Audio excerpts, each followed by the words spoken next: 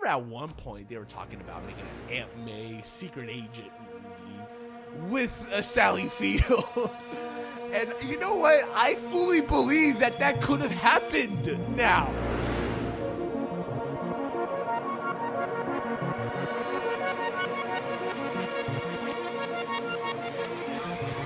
You're listening to The Critics with Agents of Fandom, and today we're going to be breaking down Sony Pictures' latest Marvel-associated film in their spunk universe, Madam Web, starring Dakota Johnson. Wow. Did they make this movie? I have no idea what the purpose of this movie was, if it was like an obligated tax write-off, if this was like a laundry money scheme. At this point, it really seems like whatever is going on down at Sony is just one major laundry money scheme. It is the most horrible thing for them as an entire company and board of producers to come together and actually decide, like, hey, we're gonna make this movie and we're gonna make it as awful as possible. It seems like there's absolutely no intention of making anything fun or interesting or dark or relevant at all. It just seems like, hey, we have a character and we got nothing else going on over here. We're running fresh out of ideas. No one's really bringing us any original scripts that are helping us keep our business afloat. It really is just Spider-Man that kind of helps our name. You know, the S and the Sony, you know, they look alike. And, you know, so it kind of helps us out a little bit.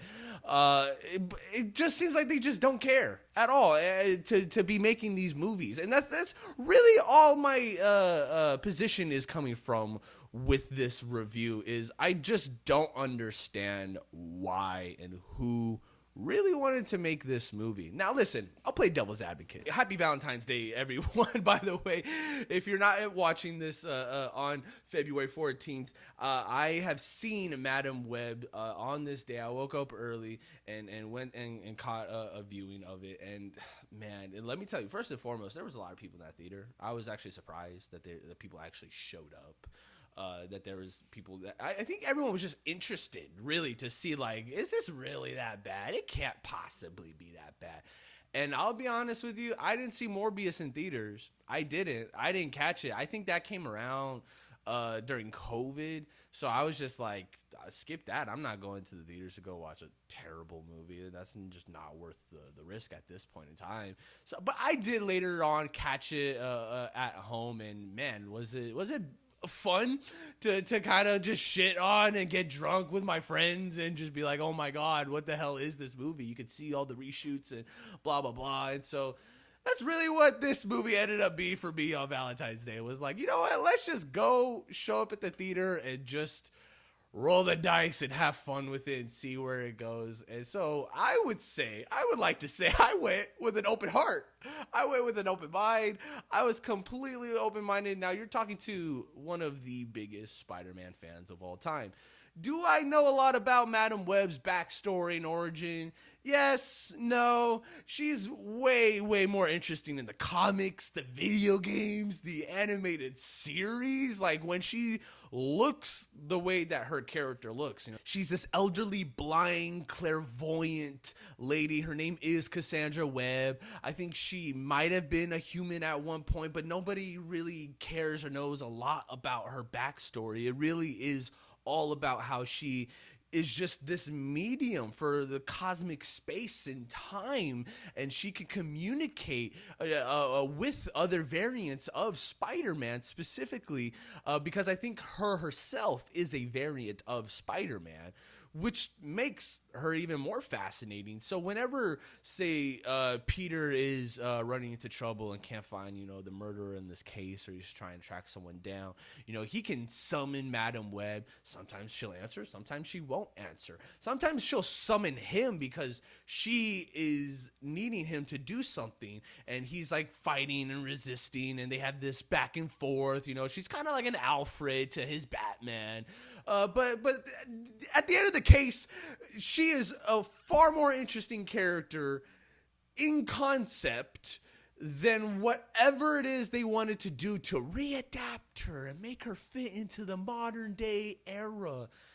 I don't know why this movie takes place in 2003. I mean, I do know why, because it was supposed to somehow connect with Sam Raimi's Spider-Man. It was supposed to lead up to potentially even Tom Holland's Spider-Man. I heard at one point it was going to be in the Amazing Spider-Man universe with Andrew Garfield. So they tried out different versions of it and just didn't land on any of them. Just ended up deciding none of these ideas are translating and communicating well, so we're just going to have to cut it and make it its own solo project, which I don't know if that was something they wanted to do from the beginning, if that was really this thing can set up its own thing. We can set up Spider-Woman, we can see Spider-Gwen, Miles Morales, Venom, we can do all this cool stuff with it. I think that's where they were coming at from this, which I get it. The conversation is just money. Let's just make money. And they were coming close. They came close to make, a lot of money with whatever these spin-off movies were. I remember at one point they were talking about making an Aunt May secret agent movie with a Sally Field. And you know what? I fully believe that could have happened now. I 100% believe that was our future. Madam Web probably saw that in the future and was like, nope, I'm going to come in and take over. Now, I actually have respect for Dakota Johnson as a person, only because that one time she called out Ellen on the show. How was the party? I wasn't invited. Actually, no, that's not the truth, Ellen. You were invited. Last time I was on the show, last year, you gave me a bunch of about not inviting you, but I didn't even know you wanted to be invited. Other than that, she hasn't really contributed anything to the history of cinema, other than, your 50 Shades of Grey. I don't really even want to bring those movies up. I just feel like that's a cheap shot. I really don't want to sit here and be like, oh, this is the woman that made those movies, and at the time, she didn't even know what the hell those movies were.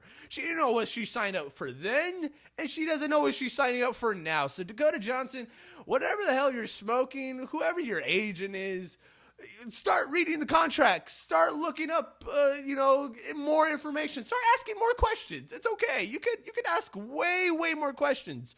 You are a high roller actress. You could demand, say no to anything you want. You don't have to do anything. She did not have to make this movie. Someone twisted her arm and forced her to make this movie because she clearly just does not want to be there at all. There's a lot to talk about with this movie that I don't even know if I'm going to have the mental capacity to completely go over with you guys now. So I'm just going to kind of speed fire a couple things at you. Adam Scott plays a variation of Ben Parker in this universe. And I'll admit it. He is probably the only person in this film that is actually trying and gives a damn. I'm sure Homeboy is the biggest Spider-Man fan next to myself and was like, yo, if I'm going to come in here and play like the Ben Parker, I'm gonna come at it with this. I'm gonna try this. I'm gonna try that. And he is trying things. And you can tell he's bringing over everything he's learning and developing with Severance, a fantastic Apple TV series that I highly recommend everybody go check out. You can tell that he's like, well, I'm doing this stuff over here, so if you want me, I'm going to kind of come in and bring it to that level. And not even Dakota Johnson is giving him anything to work with. He'll come into a scene and be like trying his heart out. He's writing it on his fucking sleeve. And Dakota Johnson's just like, yeah, I'm sorry that I have to leave you with them. It's just, I know you didn't ask for any of this. I'll be back in a week. I'll be in Peru. Just, okay, bye. So half-assed, so just no care, little care in the world. And it goes to show what this entire production was about. Just people just did not give a fuck about what the end product was going to be. I'll give you one pro, the camera techniques. There's a few camera angles and shots that I was like, okay, that looked cool. That was fine. That was cool. And it's always just when the camera is like sideways and it turns, and it's literally that same shot that they did in Upgrade. If you've seen that movie, it's so freaking awesome in its action sequences. And so this movie's like, you know what? Have you seen Upgrade? Let's do Upgrade. I think people will really like that.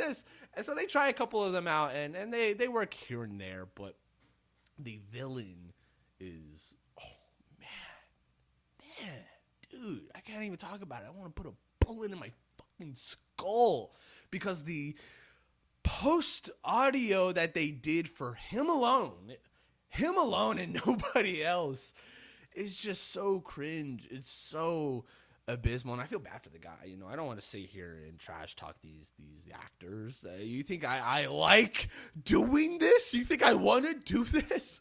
No, I wanted this to at least like have some shred of decency to walk away from and be like, you know what? At least they try. You know, at least Morbius looked like Morbius by the end of the movie. You know, I was waiting for the girls to be in their spider costumes or get their powers by the end of this, but they don't. They don't even get their powers at all. And now, sure, there's glimpses into the future and this and that or whatever, but you don't ever see them. And when they are in the costumes, they don't look comfortable. I know a lot of people are like, well, at least the costumes look great. At least they look like the way they look like in the comics. Yes, but no, they just look very uncomfortable for the actors, and I feel bad for them. Sydney Sweeney is one of the best. I really like the cast of all the girls that played the Spider Women and the different variations of them. But I think for me, Sydney Sweeney was that specific one that really, really stood out to me. You can tell that she's like actually like they're all putting in an effort, but like she really sells herself as Spider Woman. I loved how they nerded her up. You know, they gave her that damaged hair, the glasses, the clothes, you know, everything. The look was really going for it, and I was waiting for her to like switch up and her personality evolve because she gets her powers and stuff like that.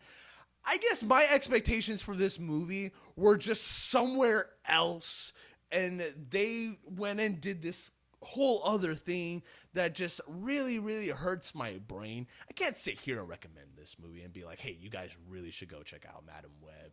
You know, if you can catch it on HD at home whenever and it comes out in the next like 30 days online, go ahead and do that. But if you're actually curious, like, is the editing that bad? Yeah. Is the acting that bad? Is the writing terrible? You're like, yeah, it really is worse than you would expect. And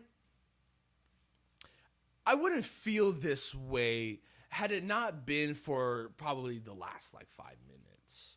And spoiler alert, you know, the last 5 minutes, you know, they try to adapt her into what we know as Madam Web by making her blind, putting her in a wheelchair, and they give her this really weird, wonky costume at the end, and then they use reusable footage from the beginning of the movie and then like cut her into it like an overlay. It was, and like, we're not just talking about like audio issues bad. We're talking about like CGI level bad, composition bad, like just everything was just not good. Now listen, I recently saw an interview where Dakota Johnson was asked, like, do you know any of the Spider-Man movie names? And she was like, yeah, of course. And being a smart ass, Spider-Man stays alive, goes home, and she's just, making a joke out of it. And I understand, it's like, haha, this is nerd shit, who the hell cares about, this stuff. But hey, there's actual people out here that care about these characters, that care to see a real life adaptation of them and it done right. So if you do not give any shred of care about it and the source material and want to do it justice, then please step away from this. It seems like everybody was just in this to cash a paycheck. I bounced right after the credits. I had to leave. I heard there was no post credits, no mid credits, so you don't gotta stay for that.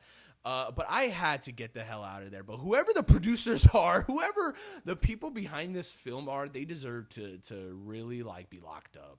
Seriously, I don't know how movies like Batgirl gets shelved. Coyote and Alchemy gets shelved. I don't know how those products that people are actually interested in get shelved and this gets released. So that's really all I have to say. What are your thoughts of Madam Web? Did you get a chance to check it out in theaters, or are you just going to completely ignore this? Where does it land for you within the whole Venom and Morbius? Does it compare? I saw some people call Morbius the Dark Knight compared to this, and I actually would have to kind of agree. It makes it look like Citizen Kane. But I will say I am very interested in to see what they do with Kraven. They have a lot more action going on with that.